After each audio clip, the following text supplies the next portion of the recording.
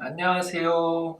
개혁주의 신학의 제5계명 이해 연구, 개혁파 신앙 고백서들을 중심으로 지도교수는 이경진 목사님입니다. 백석대학교 조지신학 이도현입니다. 010-4911-9984입니다.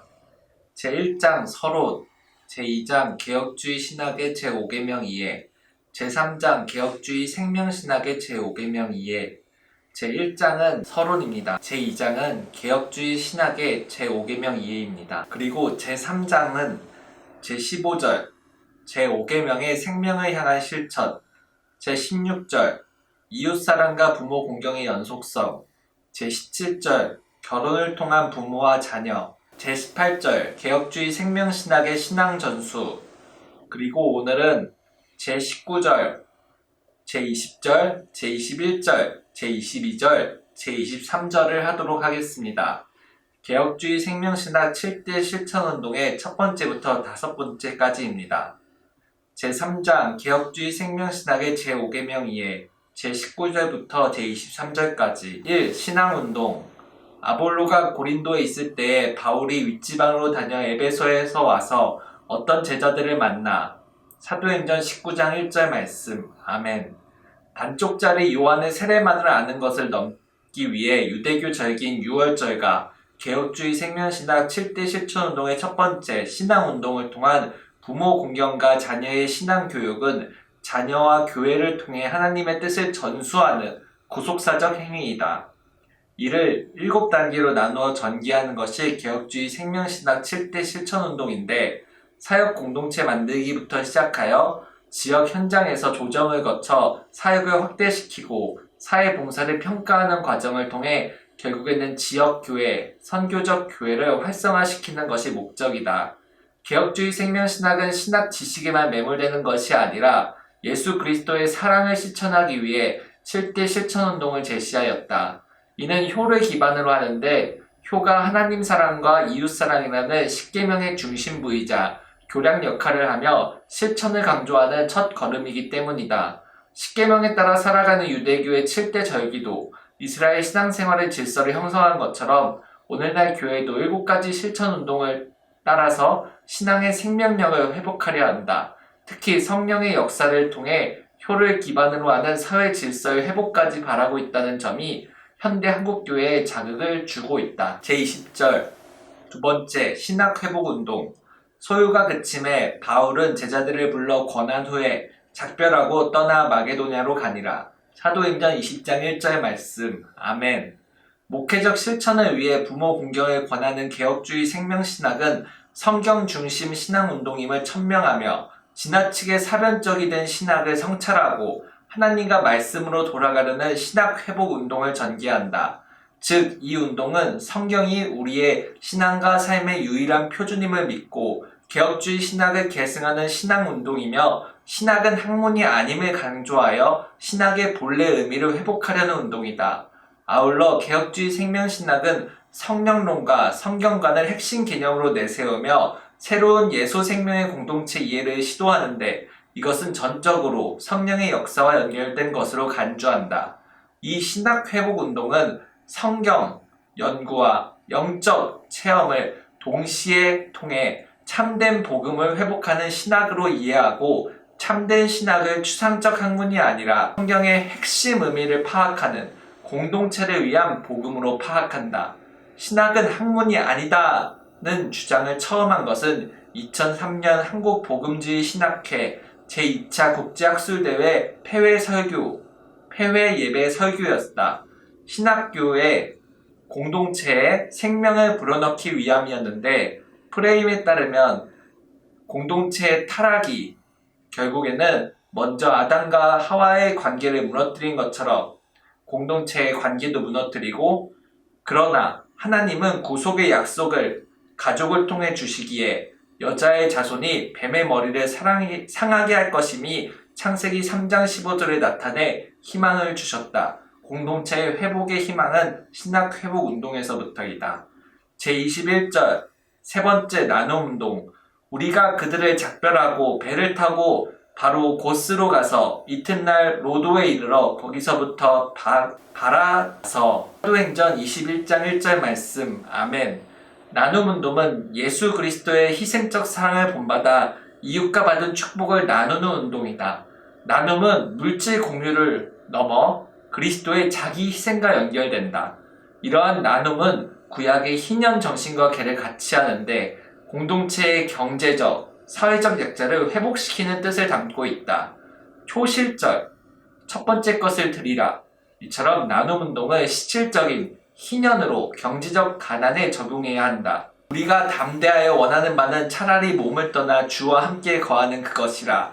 고린도후서 5장 8절 말씀처럼 영적 인재를 다음 세대로 전하는 푸른 보리처럼 유대교 절기인 초실절 혹은 맥추절이라고 하는 이것과 개혁주의 생명신학 7대 실천운동의 6번째인 나눔운동을 연결하기 위해서 3번째 장소로 옮긴 것이다. 바람의 소리가 만든 희년은 매 50년마다 구체적으로 성령 충만을 통해 진정한 첫 것인 첫 생명을 하나님께 돌려드리는 나눔 운동이다.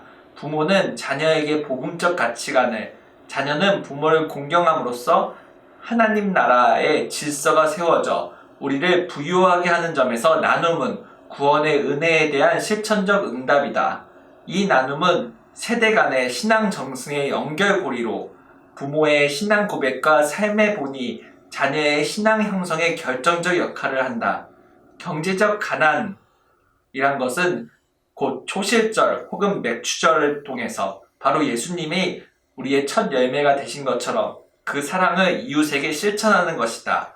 신령한 삼위일체의 성령이 하는 역할, 그 관계의 본질을 회복시키는 것을 주장하는 프레임은 경제적 행복을 위해서는 부모를 공경할 때 장수와 번영이 가져다 준다는 근거를 믿어야지 그거를 약화시킨다면 결국 가난과 문화적 쇠락이 나타난다는 것을 보여준다.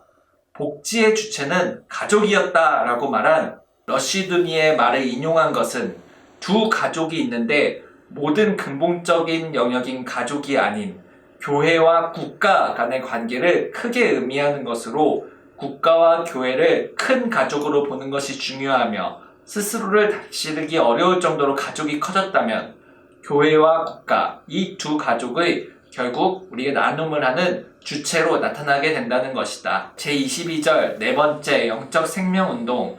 부형들아, 내가 지금 여러분 앞에 변명하는 말을 들으라. 사도행전 22장 1절 말씀. 개혁주의 생명신학에서 영적 생명운동은 예수 그리스도의 복음으로 사람을 변화시키며 우리 속에 그리스도의 영을 회복시키는 운동으로 정의된다. 이 운동은 예수 그리스도의 복음에 근거한 변화와 성령의 내주를 통해 각 개인과 공동체의 생명을 회복시키는 데 중점을 둔다. 따라서 영적 생명운동은 하나님께서 모든 생명의 근원이시며 그분의 신적 질서 안에 생명이 있음을 전제로 한다. 삼위일체 하나님은 생명의 근원이자 통치자이시며 그리스도의 십자가와 부활을 통한 새 생명을 성도들에게 부어주신다. 예수 그리스도는 나는 부활이요 생명이니 라고 말씀하셨고 성부 하나님께서는 인간에게 생명을, 숨을 불어넣어 주셨다. 이처럼 삼위 하나님의 생명 사역에 참여하는 영적 생명운동은 교회와 가정, 사회를 코이노리아로 세우는 것을 지향한다. 만물이 그로 말미암아 지은 바 되었으니 그로 없이 지은 것이 하나도 그가 없이 된 것이 없느니라. 요한복음 1장 3절 말씀대로 신앙 공동체의 질서와 교회 내 권위 구조는 장유유서와 일맥상통하는 핵심 윤리 개념이다. 이 선언은 하나님의 창조 질서가 절대적임을 강조하며 유재인에 따르면 예수의 교회론의 핵심이 임마누엘, 하나님이 우리와 함께 계시다는 사상에 근거한 제자들의 공동체이면서 교회 공동체를 위한 것이라는 점에서는 신학이 목회를 위한 것이라는, 신학은 학문이 아니라는 정신과도 통섭하는 것을 연결해 볼 수 있다. 제23절 다섯 번째 하나님 나라 운동. 바울이 공회를 주목하여 이르되 여러분 형제들아, 오늘날까지 내가 범사의 양심을 따라 하나님을 섬겼노라 하거늘 사도행전 23장 1절 말씀. 개혁주의 생명신학에서 주권신학을 실천하는 하나님 나라 운동은 성령의 도우심으로 사회, 경제, 교육, 문화, 예술 등 삶의 모든 영역에서 예수 그리스도의 주권을 실현하기 위한 실천적 운동으로 제시된다. 프레임에 따르면 가인의 후손 라멕은 창세기 4장 23절과 24절에서 복수의 노래를 통해 77배의 복수를 자랑하지만 이것은 하나님이 옳다고 인정하신 7배의 범위를 한참 넘어선 것으로 신앙의 계보에서 확장된 가족이 왕의 근본임을 발견할 수 있는 것이다. 예수님의 겸손한 성장과 성육신은 연약한 자들과 함께 하신 하나님의 방식을 드러내며 이스라엘 역사 속에서도 하나님은 낮은 자들을 통해서 일하셨다.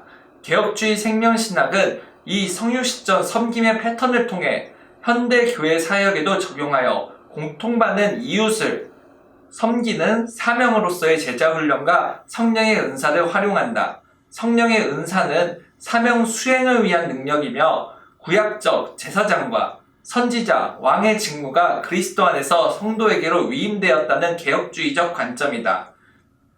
예수님의 성육신과 낮아지심은 오늘날 교회가 실천해야 할 제자훈련과 성령 사역의 모델이 된다. 내가 저희와 함께 있을 때에 내게 주신 아버지의 이름으로 저희가 보전하고 지키었나이다. 그 중에 하나도 멸망치 않고 오직 멸망의 자식뿐이오니 이는 성경을 응하게 하려 함이니이다.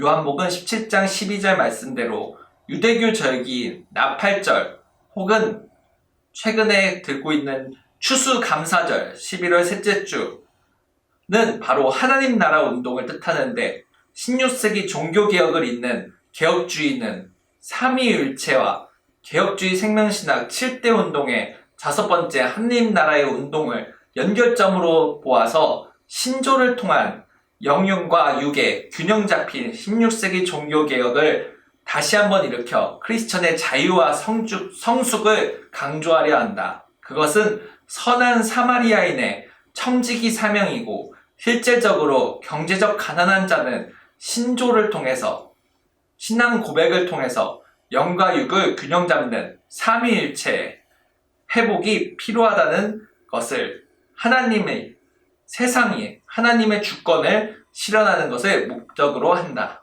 이것으로 오늘 발표를 마치겠습니다. 오늘은 2025년 11월 23일 주일입니다.